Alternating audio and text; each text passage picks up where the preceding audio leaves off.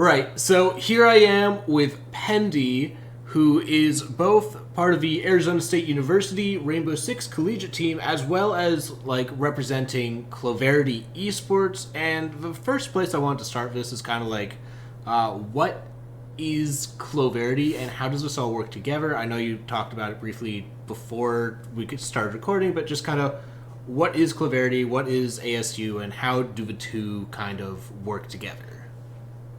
Yeah, so Clovarity is just an esports org, just like any other org in T1, T2, T3. They have an RLCS team, very good. I believe top 16, top 24 in North America. So an incredibly good team for them to be for us to be associated with. And then Arizona State, it's a collegiate club. We're not affiliated with the university publicly. We're not officially supported or funded or sponsored by the university. So this really came because being a team on the West Coast in Collegiate R6 is extremely hard. We have terrible start times. Just in general, being on the West Coast, if you have classes past 3 p.m., you're not going to be able to get good scrims. So it's incredibly hard to be a West Coast team, especially when the main reason we joined Clovarity is one, they're a great org, but two, they're offering us support to go to LAN events and to be able to compete in person, which is a fairly big thing in Collegiate R6. It's getting bigger year over year. Yeah. So the main reason is all of those are on the East Coast because all of the great teams are on the East Coast. West Coast gets no support. Not no support, but it's just harder to be a West Coast team just due to a bunch of factors. So to be able to work with an organization where they're going to help us go to LAN instead of having to fundraise by ourselves. I know we all love Mr. B, but no one wants to see him stream for 200 hours to raise plane ticket money for us. Yeah. And Um, so it's just yeah, that extra support and just being able to go to those LAN events knowing that Clovarity's got your back is kind of part of it. yeah, it's just a mutually beneficial agreement. We're the only, I'd say, amateur team that I know of that all live within 30 minutes of each other and can Okay. all create in-person content. So that's a really unique opportunity, especially in R6. Considering how good content can be, Yeah. I'm a bit running on that. Yeah, and so kind of bouncing off that, it sounds like this team is practicing within the same area. I know you also mentioned that you have a room on campus that you guys can practice in, which it sounds like it'll also be used for content creation. But what is the goal of this team? Because what's the scope of it? For some collegiate teams, it's just about having a good time and scrimming once a week, but other teams take it a little bit more serious. What is the scope and goal of Clovarity? Oh yeah, no. As far as collegiate, our goal is number one in the nation. There's no question about that. Um, we want to be the best. We want to not only be the best, we want to be the best by a wide margin. We also want to compete in T3 leagues and do well in them, win them, make Element 3, major quals, obviously too. There's a bunch. There's a bunch of goals that we have both inside and outside of collegiate. Collegiate, not only our goal, but our expectation is number one in the nation. Um, a few years, I believe, last fall, we were able to hit that, and then that spring semester we went inactive, uh, just as a roster. But yeah, number one in the goal, number one in collegiate is our goal, and then T3 wise is just competing, being up there with the big dogs. Got it. And so, what kind of started the creation of this roster? Was this a situation where you got to really pick who you wanted on this Clovarity roster, or was it a situation where it was kind of finding 5 players on the ASU campus that are play Siege and kind of know the game? Because the Mr. B quote unquote pickup is kind of a big deal. He's won Challenger League. He went flawless in it. He had a top 4 performance in T1, and now he's here. That's kind of a big deal. How did the formation of this roster kind of begin? Yeah, so honestly, I think the formation of this roster goes all the way back to 2020. Okay. Back when, if you remember Baca, he played in Canadian Challenger League, extremely good player. I'd argue one of the most underrated supports in the game at the time. Yeah. He went to Arizona State. He reached out to me because I just happened to apply to Arizona State by chance, and I just tweeted about it. This was right around the time that I was coaching Hype Unit in Challenger League. And then he reached out to me. He said, "Hey, come to ASU." I said, "Okay, I'll do a tour." Came there. I met Cravington, who's currently on the roster, and Baca. And then we just decided, you know what, the three of us, we can probably make a pretty decent run of it in Collegiate. And then I just decided to go to ASU. So it all kind of starts back, even though we have no funding, no real incentive for someone to come to ASU. We've managed time over time to recruit good players or just associate ourselves with good players because of what we've done in the past. Like, I'll just give you a rundown of the roster Yeah. and some notable stuff that they've done.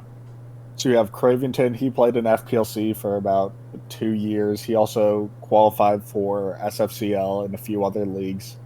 Okay. So he's been around the block. He's a bit of an older player. And then I coached Hype Unit. I did some private coaching with some players around the world. And then I was also in FPLC. I've just kind of owned orgs, kind of done it all in R6. Yep. Hashtag And Hound then and all that. yeah, exactly. And then obviously no one needs a rundown on Mr. B. We all know who that is.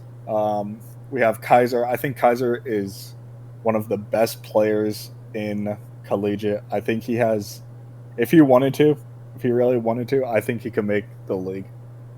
Challenger It's League just or like the pro league. I NAL? think he can make pro. I think he Okay. is one of the most mechanically gifted players that I've ever worked with in any capacity.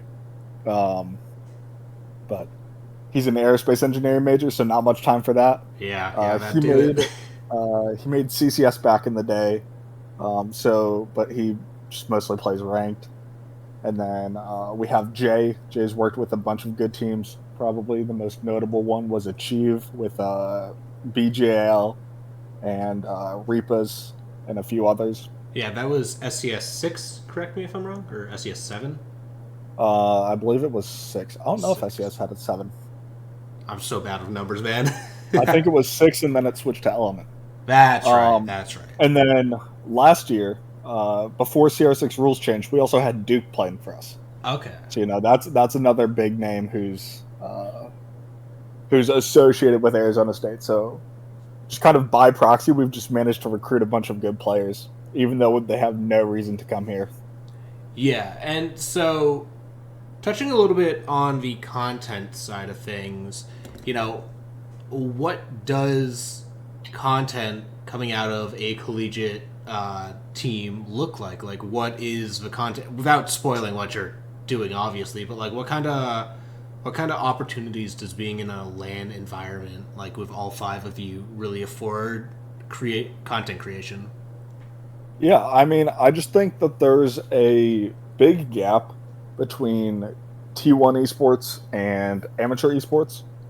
And I think that's just the ability to create good content. I think content's one of the most underrated things in esports that more people need to be taking advantage of. And I love how there's been a recent like surge Yeah. in pro players, tier 2 players, tier 3 players who have all started pushing content.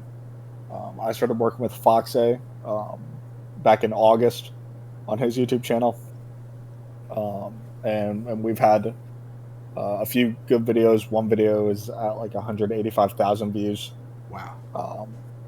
and that's just it's just like a settings guide. I think there's so many opportunities for you to create good content, but I think the best content is always going to be in person. There's only so much that you can do behind a computer, Yeah. especially in R6, especially with how limited the game is. There's no custom maps, there's no workshop skins.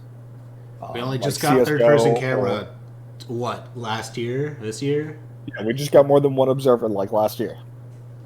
I think there's so many opportunities for unique in-person content. Whether it's just like seeing the personality of players or seeing how we interact with each other on game day. ASU, actually, the R6 team, we were the first team to ever create a documentary about collegiate esports out of any funded or unfunded program. We just found a film major student. We're like, hey, we're going to go play GCU, which is 20 minutes away from us, the two best teams on the West Coast. We're like, hey, would you be down to record and edit this? And he said, sure. I did it. So I think there's just a lot of unique opportunities for content that teams either aren't taking advantage of or don't have the resources. Like Ariel arises a team full of personalities, but obviously they don't all live 20, 30 minutes away from each other, so they can't all make in-person content, which I think is where it strives. Yeah. Even just interviews, just being able to sit face to face with someone, talk to someone, see their body language. Yeah. All right. Well, to round out this interview, first off, is there anything that you want to say? Anyone you want to shout out? Yeah. I mean, shout out Clovarity. Shout out them for taking the chance on us. Don't underestimate us in Collegiate or in T3. It might have been, I might have not played the game for a year, but I still have that fire. I have that passion.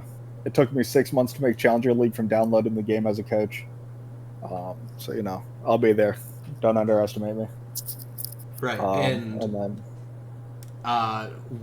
where can people watch these matches, and where can they find Pendii or Mr. B or any of the other players, like for content, for matches? Where can they find you guys? yeah, twitter.com/Clovarity, twitch.tv/Clovarity. I believe tonight they're streaming our Rocket League matches instead of our collegiate qualifiers. But I know for a fact we will be streaming all collegiate matches either on a personal account or on that Clovarity account. Follow me, twitter.com/PendiR6. You also have the rest of the boys. We'll all be making content. You'll see the tweets. Don't worry about it. I'll make sure it's on your timeline. All right. And